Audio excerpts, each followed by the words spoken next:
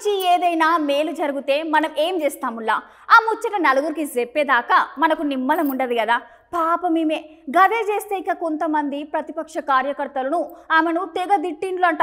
వాళ్ళ మాటలకు పాపం ఆమె ఏం చేసిందంటే అబ్బా చెప్పడం నా వల్ల అయితలేదు కానీ మీరే చూడండి.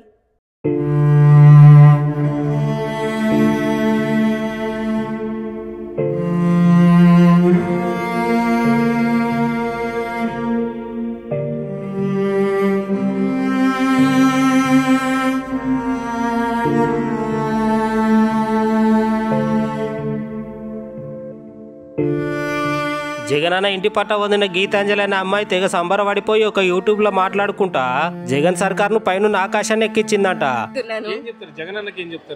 థ్యాంక్ యూ సో మచ్ జగనన్న. ఇప్పుడు నా ఇద్దరు ఆడపిల్లలు ఉండుంటే జై జగనన్న అని అరిచేవారు, ఇక మొత్తం వినిపించేది ఈ పోడియం మొత్తం. ఇది చూసిన ప్రతిపక్ష పార్టీలు ఆమెను బాగా ట్రోల్ చేసిర్రంట. పాపం ఆ మాటలకు ఆమె బాగా నొచ్చుకొని రైలు కింద పడి బలవంతంగా జీవి తీసుకున్నదట.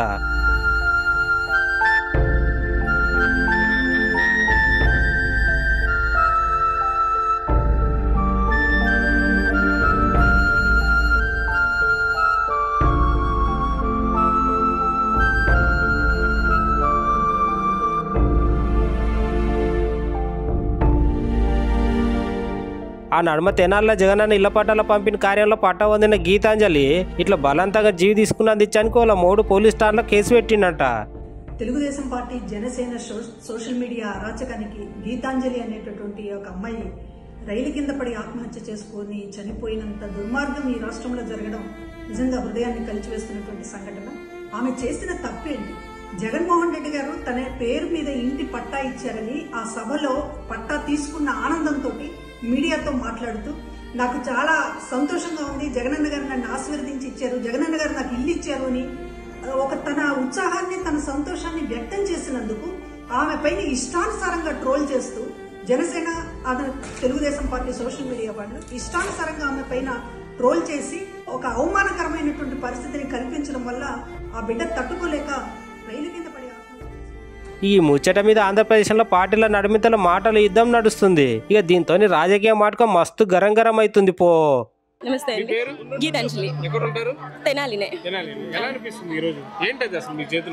సార్ నా ఓన్ హౌస్, నా డ్రీమ్ సార్ ఫుల్ఫిల్ అయిపోయింది ఈ రోజు.